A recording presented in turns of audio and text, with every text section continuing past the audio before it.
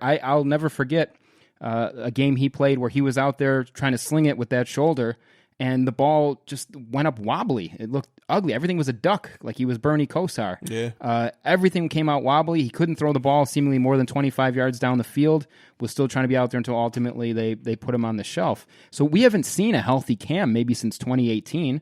So I don't know what that looks like anymore. And very fair point. What it says to me, when we were just talking about it before we went live here, there's no suitors for him. 4th round, 5th round pick, nothing. Nobody wants to trade for him. Nobody wants him at all. That is crazy. So it's baffling to me. And what that says to me is that nobody around the league has any confidence in him coming back from this injury either. So if Cam Newton ends up a backup somewhere, now that we see all these quarterback voids being filled up, I don't know what that means for Cam. Can you think of a team that could pursue Cam? Like, I mean, obviously, I don't think he's going to get traded for.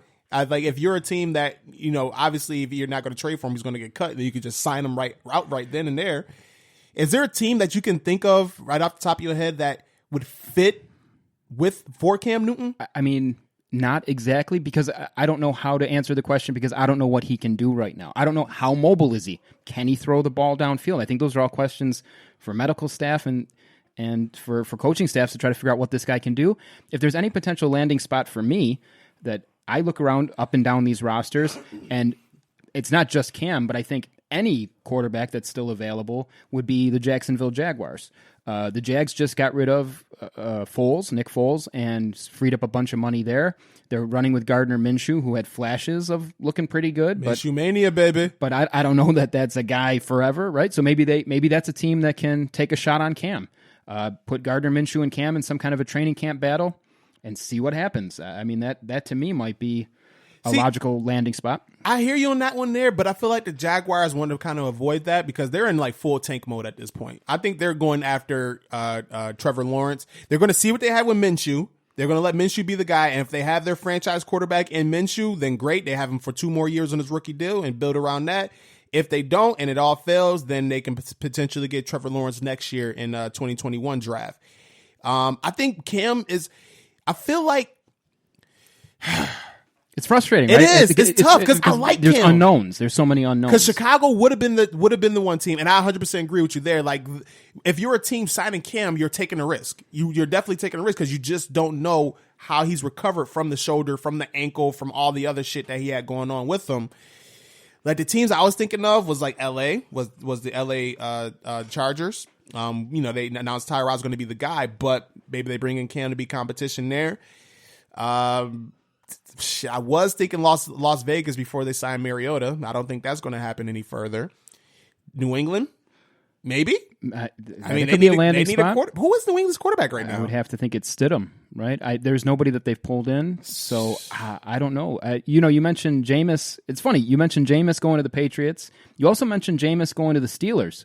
Maybe that's a place that Cam Newton can fill in, right? You've got Big Ben coming off an injury himself. Right. They are, if you look at it, incredibly similar quarterbacks. I'm a guy who's a big fan of, if you're bringing in a backup quarterback, or if you're bringing in someone to push your starter, right? That a lot of teams are doing. It's a position that a lot of teams find themselves in. You might as well bring in someone who's similar to the current starter so you can build an offense that builds around that archetype of a player. Right? So Big Ben and Cam, both guys, questionable mobility at this point, questionable arm strength at this point, but they're both big, burly guys that are tough to take down and probably could perform pretty similarly in an offense. So maybe it's Big Ben for a year, and then you see what Cam has. And if Cam's fully healthy and ready to go, maybe that's your quarterback. Yeah, that's a strong possibility. That's a spot. I got another one for you as well. Okay. How about Washington? Former head coaches out there with Ron Rivera. Very true. He's not married to Haskins. That was the old regime that drafted Haskins, so he's not married to him.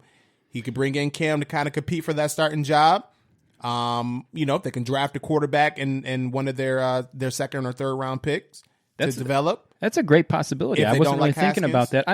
I never think that teams are going to make these moves after they've drafted a young quarterback within the last year or two. Right. And that's why we've talked a lot before, both on this show and otherwise, about, You draft the wrong quarterback, that sets you back for years. 5 years right? minimum. One thing that the Redskins have shown, though, is that they'll do some odd things with the quarterback. This is the same franchise that drafted RG3 and Kirk Cousins in the same year. Right. So, that's a strong possibility. I don't know what the relationship was between Rivera and Cam, if they, worked well together, or if that would be something that he'd be interested in bringing him over to Washington. Is Cam interested in going to Washington, right? There's so many fun questions. It is, man. That's why we love it. That's why we talking about it. That's why we are talking about it for you, the listener. That's right. That's what we're here for. This is what we're here for. This is what we do. So that you don't got to think about it. Just listen to us. If I'm going to be honest, I'm doing it for myself. I mean, hey. It's for me. Hey, you might be doing it for the audience. I'm doing it for me, man. I'm not going to lie. I'm selfish. This is fun. This is my favorite. No, I wouldn't say fuck. I mean, I would say fuck the people. That wouldn't be beneath me. It would not be beneath me to say that, but I'm not. I'm just doing. We love you guys. We appreciate you listening. All the listeners. Yes, all the listeners. I love them. You. I'm just kidding, but it is for me though. It really is. You think Mariota can take Derek Carr's job? Is it Derek Carr or is it David Carr? It's Derek Carr, right? It's Derek Carr. Okay. Either Carr. It doesn't matter. Mariota's not taking anybody's job. Stop it. Take that job. Stop it. After his first game in the pros, where he went for 5 touchdowns and ran for like 80 yards, it's like, oh, this is a good player. And then no, that was it. He peaked in his first game, and I never liked him ever. I don't know what it is. I don't know whether it's his face. I don't know. I have this completely. Something about your face. It's what I punch it right in the suck hole. I have no. It's a completely irrational hate that I have this dislike for Mariota, but that's what it is. I can't. I'm like, what am I going to lie? I just don't like him. There's something about him I don't like. I don't think he's very good. I think he was always overrated, furthermore, I think it's a shame because I think Derek Carr is actually really good. He had a fucking MVP season before he broke his leg. Dude, and 70% he completed last year. 70% of his passes while throwing to guys like Waller and the failed Antonio Brown experience. I mean, this guy, he played great, and he never gets a fair shake. I don't quite understand what it is. Derek Carr still has the tools to be a top 10 quarterback. I truly believe that. They hate him. John Gruden hates him. I know. I don't get it. I don't know. Look at it. I'm looking at his numbers right now. So the last 4 seasons, all right, he's threw 3,900 yards, 28 touchdowns, 6 interceptions. The year before that, 32 touchdowns, 13 interceptions, almost 4,000 yards. He had 3,500 yards, 22 touchdowns, 13 interceptions. 4,000 yards, 19 touchdowns, 10 interceptions. 4,000 yards, 21 touchdowns, 8 interceptions. Why do they hate him so much? And he's pretty mobile. And he can decent, move around. Yes, he can move around a little bit. I don't understand. He's 28 years old. He's turning 29 in 8 days. I think you nailed it when you said he was legitimately having an MVP season. Yes. Before he took them. Did they go to the playoffs? They went to the playoffs. They went to the playoffs, and then they had McGloin as the backup. Some scrub came in and blew it for him. But they went 12-4 that year, didn't they? 12-4 or 11-5. He was terrific. That kid can play. That would be a guy where they traded away his number one weapon in Amari Cooper. Mm-hmm. So, like you say, he's throwing to you lose a guy. He's throwing the 70 rated receivers in Madden. Shout out to Waller, though. Waller had a breakout season. Waller balled out. Former Raven, by the way. Former Raven, man. We know converted him to tight end. He's a receiver when he came in. We converted him to tight end. He found his niche. Okay. I'm glad he got paid, too. That's good. Good for him. I mean, they got the rookie, well, not the rookie of the year, but one of the better rookie running backs in Jacobs. So, I mean, they had that. Their offensive line was decent. They've got pieces. That's a team that did some goofy stuff. I mean, there's obviously some weird moves that Gruden made as soon as he hopped in there. I don't know if there's any that leap off the page to you. But I don't think it was a good idea to trade like a generational talent at your defensive, your leader of your defense for a player that you cut before the season started. But to sign a player. I can tell you though, that was one of my all-time favorite 2-week periods. Right, that was crazy. They trade away Khalil Mack, which okay, I mean. You got 2 first-round picks. They got 2 first-round picks. You're going in a new direction. Right. Whatever. Okay, that's your prerogative. I think it was a terrible move. I agree. Khalil Mack, you said it, generational talent from UB. Love the guy. Went over immediately. Transformed the Bears defense into a top unit. He is a wrecking ball on the field. Whatever. Okay. My favorite part of this story. Week 3, Gruden comes out, post-game press conference after losing.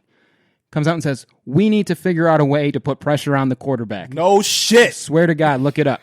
It was either week 2 or week 3. Comes out and says, "We've got to figure out a way to put pressure on the quarterback." Jeez, and I think to myself, man, if only they had a good pass rusher. I mean, a guy that can get you 10, 12 to 15 sacks in a season. Unbelievable. While being double teamed and freeing up the rest of your defensive line. Man, if only to have their own 10 sack seasons. Only we can find that guy. Oh my God, I give up.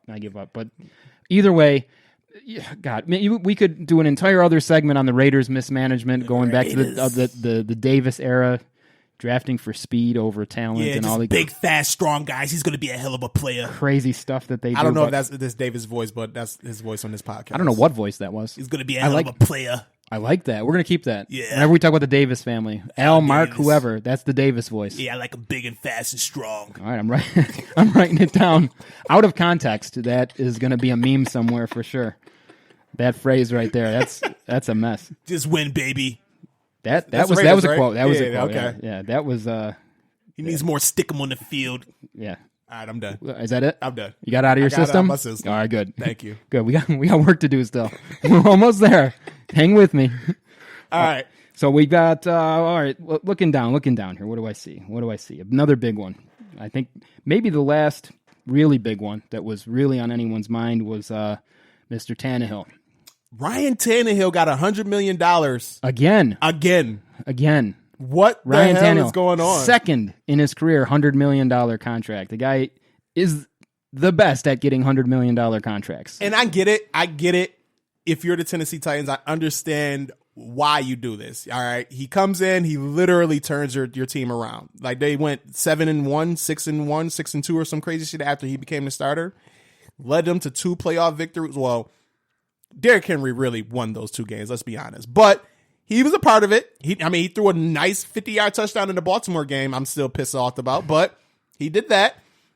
Kept them, in the regular season, he balled out. I'm not going to take that away from him. He definitely performed very well in the regular season, did his part in the playoffs, but, you kind of seen his limitations in the Chiefs game. Sure. I have a very long take on Tannehill. Let's hear it. In terms of, well, not in terms of length of my diatribe here, but I'm talking in length of scope of my experience with Ryan Tannehill as a Dolphins fan. Mm-hmm. It extends quite a few years. So we already made mention earlier today about the fact that when you draft the wrong guy in the first round, it really sets your franchise back. Yes. The Miami Dolphins, looking at the current position they're in, tank for Tua, all this funny stuff. 5-11 last year, actually way better than anyone predicted.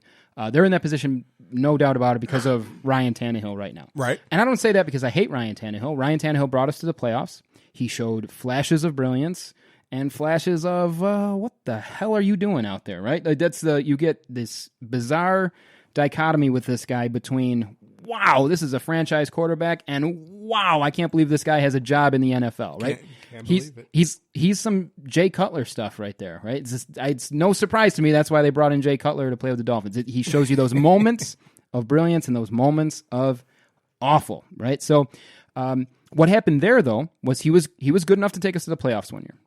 And then the next year, not so good. And we thought, we're going to give this guy another year. We're going to stick through it because we gave him a $100 million contract after he took us to the playoffs out of nowhere, right? I don't know if that's ringing a bell for Tennessee fans, but $100 million contracts, playoffs out of nowhere. And then he stunk, and then he got hurt, which set us back again because now it's like, okay, we've got to wait one more year to see if this guy's any good. Then he comes back, and he stinks again, of course, on a admittedly terrible Dolphins roster, and we ship him out of town. And then lo and behold, 4 years later, he gets a shot because I've already mentioned it. Mariota sucks. So he steps in, takes him to the playoffs. The rest we've written in history the last few months here.